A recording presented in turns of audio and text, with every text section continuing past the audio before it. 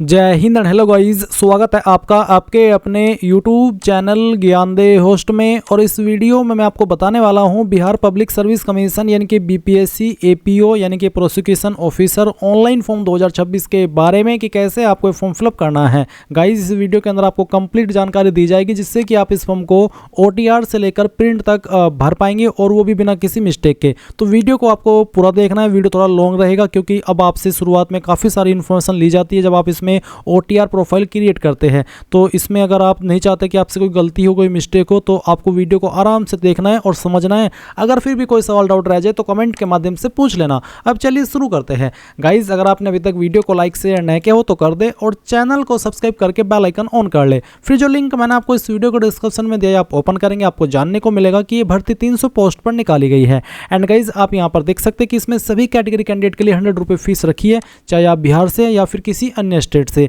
And इसमें यहाँ पर जो वैकेंसी है जैसे कि यहाँ पर आप देख भी सकते हैं और शायद मैंने बता भी दिया कि इसमें 300 पोस्ट निकाली गई है।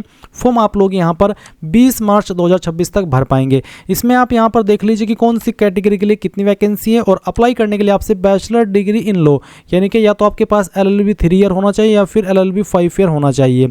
साथ ही आप देखेंगे कि एज लिमिट कितनी है, मिनिमम 21 साल है और मैक्सिमम 37 साल मेल के लिए और 40 साल फीमेल के लिए। अब आप एक बार ऑफिशियल नोटिफिकेशन को चेक करना अगर चाहते हैं तो इंपॉर्टेंट लिंक के सेक्शन से ऑफिशियल नोटिफिकेशन PDF के ऊपर क्लिक करना।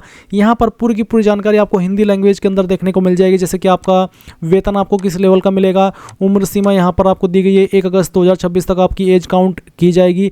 एंड नीचे की तरफ आएंगे तो आपको यहाँ पर चयन प्रक्रिया के बारे में जानने को मिलेगा। फिर आपका जो एग्जाम पैटर्न है और जो सिलेबस है वो भी यहाँ पर आपको दिया गया है। तो आपको यहाँ से सभी की सभी जानकारी डबल चेक कर लेनी है। और अगर आप इसमें अब फुल्ली एलिजिबल है अप्लाई करने के लिए तो अब आप क्या करेंगे, अगर आप इसमें एलिजिबल है और ये फॉर्म भरना चाहते तो आप इंपॉर्टेंट लिंक के सेक्शन में आएंगे और अप्लाई ऑनलाइन लिंक ओपन करेंगे। देन आपके सामने यहाँ पर ये वेबसाइट आ जाएगी। यहाँ पर आ जाने के बाद में गाइज मैं आपको बता दूँ कि अगर आपने BPSC की इस वेबसाइट का इस्तेमाल करके पहले भी कोई फॉर्म भरा है तो आपका अकाउंट बना हुआ है, आप इसमें रजिस्टर्ड ऑलरेडी है। आप क्या करेंगे, यहाँ पर आप अपना रजिस्टर्ड ईमेल ID या नंबर या फिर यूजर नेम डालेंगे और जो पासवर्ड आपने बनाया था वो यहाँ पर फिल करेंगे और लॉगिन हो जाएंगे। अगर आप पासवर्ड भूल चुके हैं तो आप यहाँ पर forgot reset password new user इसके ऊपर क्लिक करके उसको रीसेट कर लेंगे। और अगर आपने इस वाले पोर्टल का जो भी आप इंटरफेस देख रहे हैं, इस इंटरफेस के अलावा जब ये पहले अलग तरह से दिखता था उस वक्त रजिस्ट्रेशन किया हुआ था और आप उसका पासवर्ड भूले तो आप यहाँ पर forgot user name and password old user इसके ऊपर क्लिक करके अपना जो पासवर्ड है वो रिसेट कर सकते हैं।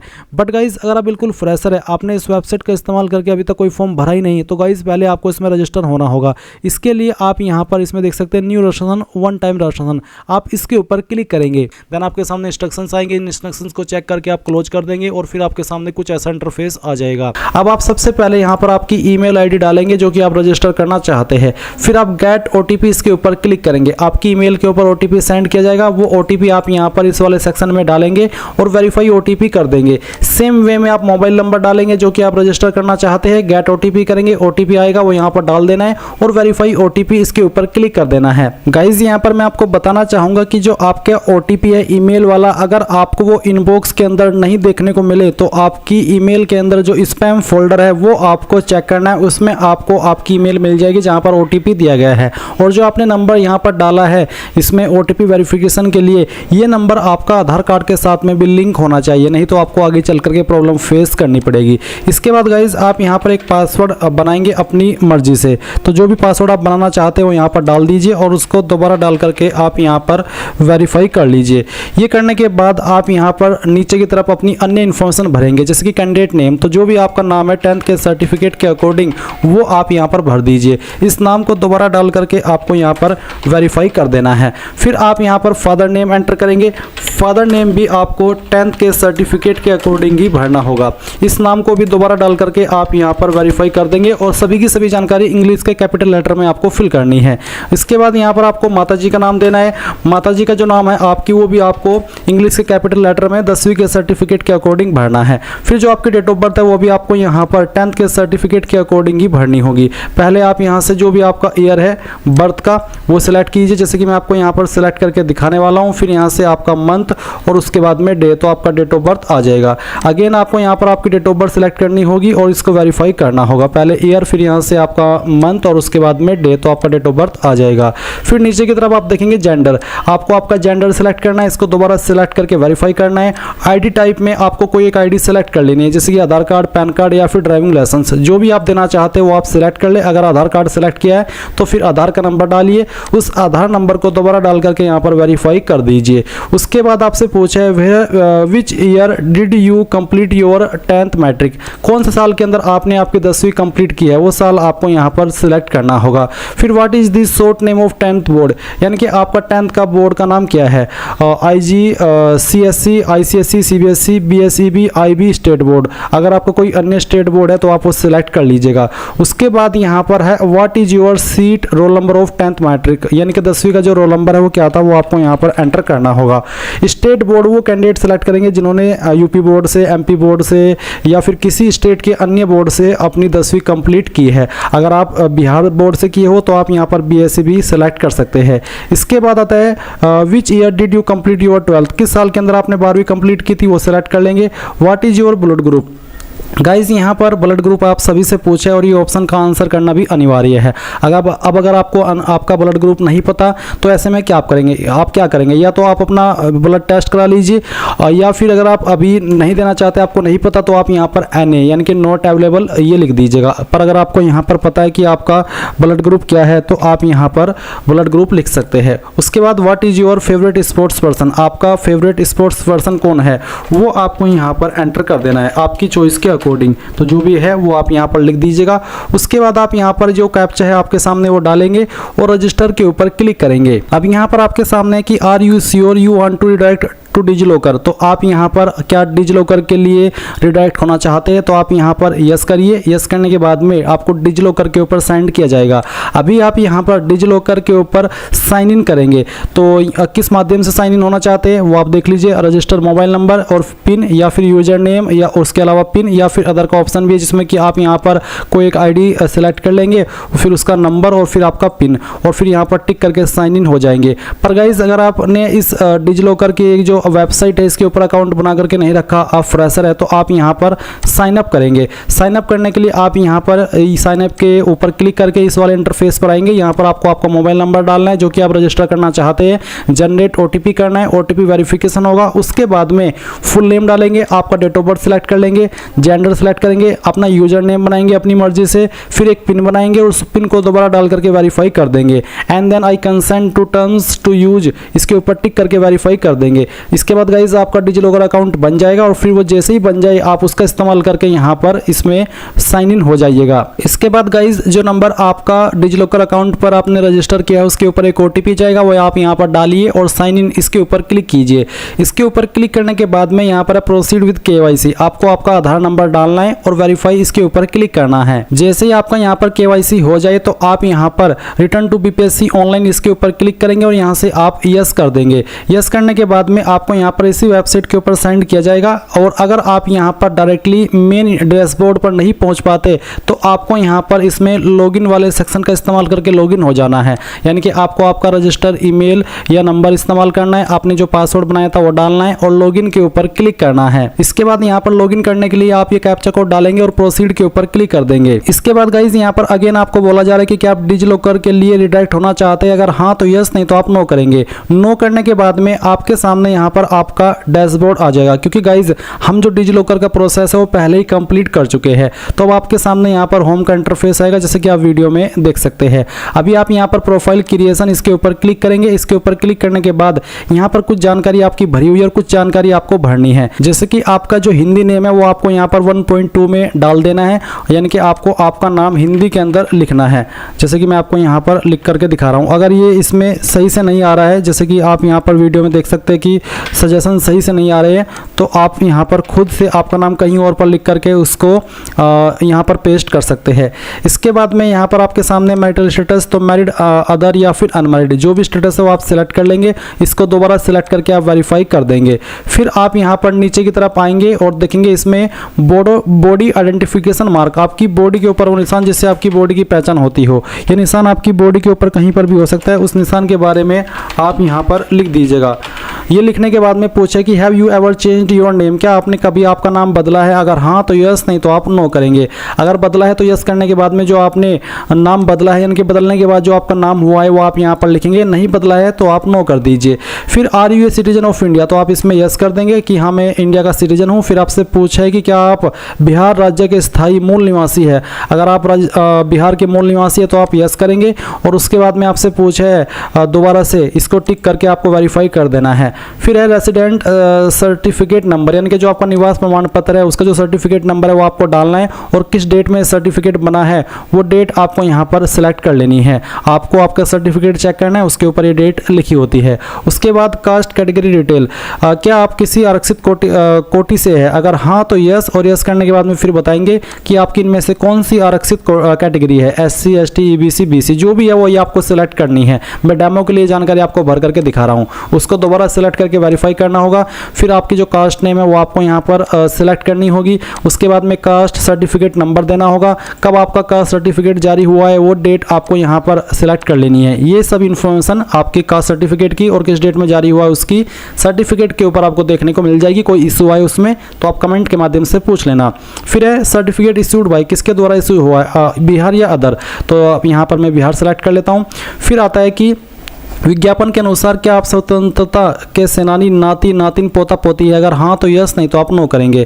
फिर है क्या आपको दिव्यांगता के कारण लेखक स्क्राइब की आवश्यकता है, क्या आप दिव्यांग है? पहले तो दिव्यांग वाला आंसर करिए कि हाँ मैं दिव्यांग हूँ या फिर नहीं, और उसके बाद में आप यहाँ पर अगले वाला जो सवाल है इसका भी आंसर कर देंगे। फिर क्या आप एक मेधावी खिलाड़ी है? अगर है तो यस, नहीं तो आपको नो करना है।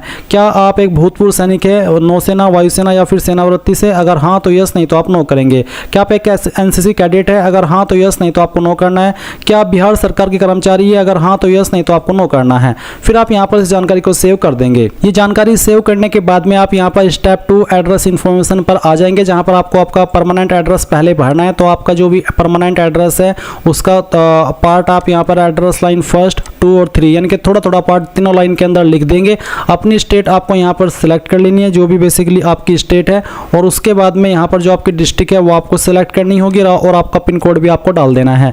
फिर क्या आपका कोरस्पोंडेंस एड्रेस और परमानेंट एड्रेस एक है? कोरस्पोंडेंस एड्रेस होता है प्रेजेंट एड्रेस, तो अगर एक है दोनों तो आप सेम एज अब इसको टिक कर दे, और अगर अलग है तो इसको अनटिक करके अलग से अपना प्रेजेंट एड्रेस भर दे और फिर सेव कर दे। अब यहाँ पर अदर इन्फॉर्मेशन में आपके सामने कुछ और सवाल आएंगे, इनका आंसर आपको करना है। तो जैसे कि पहला सवाल है कि क्या आपके विरुद्ध किसी न्यायालय में कोई अभियोजन लंबित है? अगर कोई केस पेंडिंग है तो यस करेंगे, नहीं तो आपको नो करना है।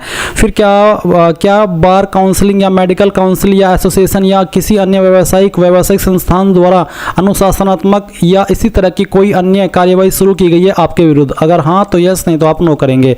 फिर क्या आपके विरुद्ध सरकारी अर्ध सरकारी संगठनों द्वारा कोई अनुशासनात्मक कार्यवाही शुरू की गई है? अगर हाँ तो यस, नहीं तो आपको नो करना है। फिर क्या आपके खिलाफ कोर्ट केस दायर किया गया था? अगर हाँ तो यस, नहीं तो आपको नो करना है। फिर यहाँ पर क्या आपको BPSC UPSC या फिर अन्य PCS किसी अन्य संगठन द्वारा आयोजित परीक्षा चयन के लिए वर्जित या काली सूची में डाला गया, यानी कि क्या आपको ब्लैक लिस्ट किया गया? अगर हाँ तो यस, नहीं तो आपको नो करना है। फिर यहाँ पर आपको पुरस्कार पदक छात्रवृत्ति आदि का विवरण देना है। टीम खेल स्पोर्ट्स NCC हिच हाइकिंग पर्वतारोहण आदि अगर आपने किया है कुछ इसमें से तो आप यहाँ पर उसके बारे में 100 कैरेक्टर की लिमिट रखते हुए उसके बारे में डिटेल्स दे सकते हैं। कोई स्कूल कॉलेज में आपकी जो पोजीशन आई थी वो आप बता सकते हैं। कोई अन्य आपने एक्टिविटी की हो उसके बारे में आप बता सकते हैं, नहीं तो आप इसको सेव कर दीजिएगा, कोई जानकारी भरने की आवश्यकता नहीं है। उसके बाद आप स्टेप 4 पर क्लिक करेंगे जो कि है क्वालिफिकेशन इन्फॉर्मेशन। तो यहाँ पर आ जाने के बाद में आपको यहाँ पर अपनी जानकारी भरनी है। तो आप यहाँ पर नीचे की तरफ आएंगे और सबसे पहले आपको इसमें 10वीं की इन्फॉर्मेशन देनी होगी। तो आप 10th सेलेक्ट कर ले, उसके बाद में आपको यहाँ पर भी 10th सेलेक्ट करना है। इसके बाद यहाँ पर जो सब्जेक्ट ब्रांच है इसके ऊपर एप्लीकेबल नहीं होता तो आप इसको रहने दीजिए। उसके बाद आप यहाँ पर बताइए कि आपने कौन सी स्टेट से आपकी जो 10वीं है वो की है, उस स्टेट को आपको यहाँ पर सिलेक्ट करना होगा। उसके बाद में आपको यहाँ पर आपका बोर्ड सेलेक्ट कर लेना है, तो जो भी आपका बोर्ड है वो आप सिलेक्ट कर लीजिएगा। उसके बाद में आपने जो क्वालिफिकेशन है वो आपने पास कर लिया है या अभी आप कर रहे हैं, तो मैं यहाँ पर इसको पास सेलेक्ट कर लेता हूँ। फिर डेट ऑफ क्वालिफिकेशन कंप्लीशन, यानी कि कब आपने आपकी 10वीं कंप्लीट कर ली थी वो आपको यहाँ पर बताना है। तो आप इस तरह से आपका जो डिटेल है वो सिलेक्ट कर लेंगे, यानी कि पासिंग डेट आपको बतानी होगी। तो जिस डेट में की है वो आप सिलेक्ट कर लेंगे। अगर कोई एक्स्ट्रा अटैम्प्ट आपने किया है तो आप यहाँ पर उसके बारे में इंफॉर्मेशन देंगे। अगर आपने नहीं किया है अतिरिक्त प्रयास तो आप यहाँ पर आपको बोला प्लीज़ एंटर ओनली नंबर, तो बेसिकली यहाँ पर पर आपको 0 लिख देना है कि मैंने कोई अतिरिक्त प्रयास नहीं किया है। ऑब्टेन्ड मार्क्स, कितने नंबर आपको आए थे वो आप यहाँ पर डालेंगे और कितने में से आए थे वो आप यहाँ पर टोटल मार्क्स में भर देंगे। अगर आपके नंबर CGPA के अंदर है, ग्रेड के अंदर है, तो आप यहाँ पर इसमें बोला है for CGPA grade and respective percentage value, तो उनको बेसिकली उनको नंबर के अंदर कन्वर्ट करके यहाँ पर वो भरना होगा। तो जो भी आपकी परसेंटेज है वो आप यहाँ पर डाल दीजिएगा। फिर नंबर ऑफ एकेडमिक मंथ, तो कितने एकेडमिक मंथ है, बेसिकली 10वीं को 12 मंथ में काउंट किया जाता है, तो आप इसको 12 सेलेक्ट कर लीजिएगा। इसके बाद में क्लास ग्रेड, किसके क्या आपकी क्लास थी, first division pass, second division या फिर थर्ड, तो मैं यहाँ से फर्स्ट डिवीजन सेलेक्ट कर लेता हूँ। जो भी आपकी डिवीजन है वही आपको सेलेक्ट करनी होगी। मोड क्या था, डिस्टेंस, कोरस्पोंडेंस, ट्रेडिशनल या रेगुलर, तो यहाँ पर मेरी रेगुलर थी, मैंने इसको सेलेक्ट किया। अब यहाँ पर आपको सीट रोल नंबर, 10वीं का जो रोल नंबर है वो आपको एंटर कर देना है। ये एंटर करने के बाद में किस साल के अंदर आपने पास कर ली थी, आपको बोला ईयर ऑफ पासिंग, किस साल के अंदर आपने पास की थी वो साल सेलेक्ट कर लीजिए। अब आप ऐड के ऊपर क्लिक कीजिए। इसके बाद गाइज आप यहाँ पर देखेंगे कि आपकी क्वालिफिकेशन यहाँ पर ऐड होकर के इस तरह से आ चुकी है जैसे कि आपके सामने है। अब आप अगेन आएंगे और 12वीं इसमें सेलेक्ट कर लेंगे अगर आपने 12वीं की है। फिर आपको यहाँ पर इसमें इंटरमीडिएट सेलेक्ट कर लेना है। आपका सब्जेक्ट ब्रांच क्या था, कॉमर्स, MCVC, साइंस या आर्ट्स, जो भी है वही आप सेलेक्ट कर लेंगे। कौन सी स्टेट से आपने आपकी 12वीं की है वो बताएंगे, किस बोर्ड के द्वारा की है वो बोर्ड सेलेक्ट कर लेंगे। क्वालिफिकेशन स्टेटस आपको यहाँ पर बताना है, अगर पास है तो पास, एपीएड है तो एपीएड। डेट ऑफ क्वालिफिकेशन कंप्लीशन, कब आपने क्वालिफिकेशन कंप्लीट कर ली थी वो आपको यहाँ पर बताना है। तो इस तरह से आप इसको सिलेक्ट कर लीजिए जैसे कि मैं आपको बता रहा हूँ। फिर आपको अगर आपने कोई एक्स्ट्रा अटेम्प्ट किया तो आप उसके बारे में लिखिए, नहीं तो आप यहाँ पर 0 लिख दीजिए। ऑब्टेन्ड मार्क्स, कितने नंबर आपको आए थे वो आप यहाँ पर भरेंगे और कितने में से आए थे वो आप यहाँ पर टोटल मार्क्स के अंदर डाल देंगे। परसेंटेज आपकी कितनी थी वो आपको यहाँ पर एंटर करनी होगी। इसके बाद में आप यहाँ पर देखेंगे कितने मंथ का ये था, तो इसमें इसको 24 मंथ में काउंट किया जाता है, तो आप यहाँ पर 24 मंथ सेलेक्ट कर लीजिएगा। उसके बाद में आपकी डिवीज़न क्या थी वो बताइए। मोड आपको सेलेक्ट कर लेना है रेगुलर, अगर आपने रेगुलर की है। कंपलसरी सब्जेक्ट्स यहाँ पर आपको बताने हैं, बेसिकली इसमें यही ऑप्शन है। तो अगेन जिस भी स्ट्रीम में आपने आपकी 12वीं की है वो आप सेलेक्ट कर लेंगे। और उसके बाद में यहाँ पर ऑप्शनल सब्जेक्ट है, तो अगर ऑप्शनल है कुछ तो आप सेलेक्ट कर ले, नहीं तो आप इसको ऐसे ही छोड़ दे। उसके बाद यहाँ पर आपको आपकी जो 12वीं है उसका रोल नंबर एंटर करना है, किस साल के अंदर पास कर ली थी वो साल सेलेक्ट कर लेंगे और ऐड के ऊपर क्लिक करके इसको ऐड कर देंगे। अब गाइज यहाँ पर आपको आपकी वो क्वालिफिकेशन देनी है जिस क्वालिफिकेशन से आप एपीओ की पोस्ट पर अप्लाई करने के लिए एलिजिबल हो रहे हैं। तो आप यहाँ पर क्या करेंगे, अगेन क्वालिफिकेशन के सेक्शन में आएंगे और ग्रेजुएट सेलेक्ट कर लेंगे। फिर इसमें आपको यहाँ पर नेमो क्वालिफिकेशन के सेक्शन में लो ग्रेजुएट सेलेक्ट कर लेना है। लो ग्रेजुएट सेलेक्ट करने के बाद में यहाँ पर सब्जेक्ट ब्रांच अगर एप्लीकेबल है तो आप उसको सेलेक्ट करेंगे, नहीं तो आप इसको ऐसे ही छोड़ देंगे। और गाइज मैं आपको बता दूं कि आप यहाँ पर नेमो क्वालिफिकेशन में लो ग्रेजुएट की जगह पर अगर LLB का ऑप्शन आ रहा है तो आप LLB भी सेलेक्ट कर सकते हैं। वैसे अगर आप यहाँ पर लो ग्रेजुएट सेलेक्ट कर लेंगे तो इसमें फिर आपकी LLB और जो आपकी अन्य लो रिलेटेड क्वालिफिकेशन है वो सब आ जाती है। उसके बाद में आप यहाँ पर देखेंगे आपकी स्टेट की कहाँ से आपने इसको किया है, फिर कौन सी यूनिवर्सिटी के द्वारा किया है वो आप सेलेक्ट कर लेंगे। आपने इसको पास कर लिया फिर अभी आप कर रहे हैं, अगर पास तो आप पहले वाला ऑप्शन सेलेक्ट कर लेंगे। डेट ऑफ क्वालिफिकेशन कंप्लीशन, किस डेट में आपने इसको कंप्लीट कर लेता वो डेट आप यहाँ पर सेलेक्ट कर लेंगे। अगर आपने कोई एक्स्ट्रा अटैम्प्ट दी है तो आप यहाँ पर उसकी संख्या लिखेंगे, जैसे कि 1 2, या फिर अगर आपने फर्स्ट अटैम्प्ट के अंदर इसको पास कर लेते तो आप यहाँ पर 0 रहने देंगे या 0 लिख देंगे। कितने नंबर आपको आए थे सभी ईयर के मिला करके वो यहाँ पर डालेंगे और कितने में से आए तो आप टोटल मार्क्स के अंदर डाल देंगे। मैंने नंबर डेमो के लिए भरे हुए हैं, आप आपके रियल नंबर डालना टोटल मिला करके जो आपको आए थे यहाँ पर, और फिर कितने में से आए थे वो यहाँ पर आपको 4.10 में डालना है। उसके बाद में परसेंटेज आपको यहाँ पर अपनी डालनी होगी।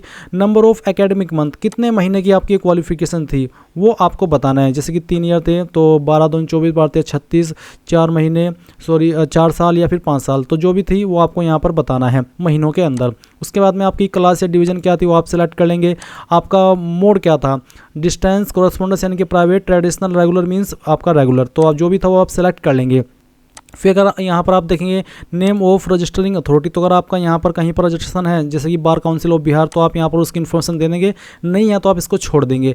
फिर आपको यहाँ पर अगर आप इसकी इन्फॉर्मेशन दे रहे हैं 4.17 में कि अगर आपका बार काउंसिल के अंदर रजिस्ट्रेशन है तो आप उसकी पहले बताएंगे कहाँ पर रजिस्ट्रेशन है, साथ ही कब आपने रजिस्ट्रेशन कराया और यहाँ पर रजिस्ट्रेशन नंबर देना होगा और फिर वो रिन्यू कब होगा वो डेट भी आपको यहाँ पर बतानी होगी। इसी के साथ आप यहाँ पर इसमें देखेंगे सीट रोल नंबर, तो जो आपकी क्वालिफिकेशन क्वालिफिकेशन है उसका फाइनल ईयर का रोल नंबर यहाँ पर आपको डाल देना है, किस साल के अंदर पास कर ली थी वो आप यहाँ पर सेलेक्ट कर देंगे। फिर आप इसको ऐड के ऊपर क्लिक करके ऐड कर देंगे। मेरी जानकारी पहले से ऐड है, तो मैंने इसको अपडेट किया। उसके बाद आप सेव के ऊपर क्लिक करके यहाँ से कंफर्म कर देना। कंफर्म करने के बाद एक क्वालिफिकेशन आपकी यहाँ पर ऐड हो चुकी है कंप्लीट वे में। अब आप यहाँ पर इसमें एक्सपीरियंस इन्फॉर्मेशन के सेक्शन पर आएंगे और अगर आपके पास कोई एक्सपीरियंस और आप देना चाहते तो आप दे दीजिए। वैसे इस पोस्ट पर अप्लाई करने के लिए एक्सपीरियंस कंपलसरी नहीं है, तो आप इसको यहाँ पर इसमें आगे बढ़ जाएंगे बिना दिए और फिर आप यहाँ पर सेव करके कंफर्म कर देंगे। देन आपको यहाँ पर upload photo signature and profile lock इसके ऊपर क्लिक करना है। मेरा जो लाइव फोटो पहले से मैंने अपलोड करके रखा है, आप यहाँ पर कैप्चर लाइव फोटो के ऊपर क्लिक करेंगे और अपना एक लाइव फोटो यहाँ पर कैप्चर कर लेंगे। फिर यहाँ पर आपको आपका सिग्नेचर इंग्लिश के अंदर अपलोड करना है और हिंदी के अंदर अपलोड करना है। अगर आप हिंदी के अंदर अपना सिग्नेचर करते तो दोनों में आपको यहाँ पर सेम ही फाइल अपलोड कर देनी है, बट अगर आपका इंग्लिश में सिग्नेचर रहता है मेनली तो आप ऊपर की तरफ अपना इंग्लिश वाला सिग्नेचर अपलोड कर देंगे और नीचे हिंदी में आपका जो नाम है वो आप यहाँ पर लिख देंगे, क्योंकि हिंदी में कोई ऐसा एग्जैक्ट सिग्नेचर होता नहीं, बस नाम ही रहता है, तो आप यहाँ पर नाम लिख देंगे। एंड गाइज आपका जो फाइल का साइज है वो 15 KB से कम रहना चाहिए और आपको भी बताया कि आपके सिग्नेचर की जो वाइड है यानी कि उसकी जो चौड़ाई है वो कितनी होनी चाहिए। चौड़ाई बेसिकली 250 पिक्सल से लेकर के 320 पिक्सल के बीच में होनी चाहिए और उसकी हाइट 150 पिक्सल से लेकर के 220 पिक्सल के बीच में होनी चाहिए। तो आपको यहाँ पर ये चीज़ें बताइए, आपको इनको ध्यान में रखते हुए अपनी फाइल क्रिएट कर लेनी है। अब आप आई एग्री इसके ऊपर क्लिक करेंगे और सबमिट एंड लॉक प्रोफाइल इसके ऊपर क्लिक करके यहाँ से कंफर्म कर देंगे। कंफर्म करने के बाद में अब आपको न्यू एप्लीकेशन के सेक्शन पर क्लिक करना है। यहाँ पर क्लिक करने के बाद आपको देखने को मिलेगा प्रोसिक्यूशन ऑफिसर कॉम्पिटिटिव एग्जामिनेशन, तो आप यहाँ पर इसके सामने व्यू के ऊपर क्लिक करेंगे। व्यू के ऊपर क्लिक करने के बाद अब आपको यहाँ पर चेक एडवर्टाइजमेंट क्राइटेरिया इसके ऊपर क्लिक करना है। इसके ऊपर क्लिक करने के बाद आप इस तरह से जानकारी चेक करते हुए नीचे की तरफ आएंगे और यहाँ पर आ रहा है you can apply for this post based on the information you provided, यानी कि जो इन्फॉर्मेशन आपने प्रोवाइड किया है आप उसके अकॉर्डिंग इस पर अप्लाई कर सकते हैं। अगर आपको यहाँ पर आ रहा है कि you can not apply for this post, तो इसका मतलब है कि जो आपने क्वालिफिकेशन की जानकारी भरी है उसके अकॉर्डिंग आप इस पर अप्लाई करने के लिए एलिजिबल नहीं है। अब आपसे एक सवाल पूछा यहाँ पर कि enter previous attempts of appearing in competitive examination conducted by BPSC, जो एग्ज़ाम बीपीएससी ने कंडक्ट किए हैं चाहे वो कोई सा भी एग्ज़ाम था, अगर आपने उसमें कोई अटैम्प्ट दी है तो आप यहाँ पर उनकी संख्या लिखेंगे। अगर आप यहाँ पर फर्स्ट टाइम बीपीएससी का कोई फॉर्म भर रहे हैं तो आप यहाँ पर 0 लिख देंगे। फिर आपको यहाँ पर अप्लाई के ऊपर क्लिक करना है। इसके बाद यहाँ पर कुछ डॉक्यूमेंट्स हैं, ये मेरे डॉक्यूमेंट्स पहले से अपलोड है, आप चाहे तो दोबारा से भी अपलोड कर सकते हैं री अपलोड के ऊपर क्लिक करके।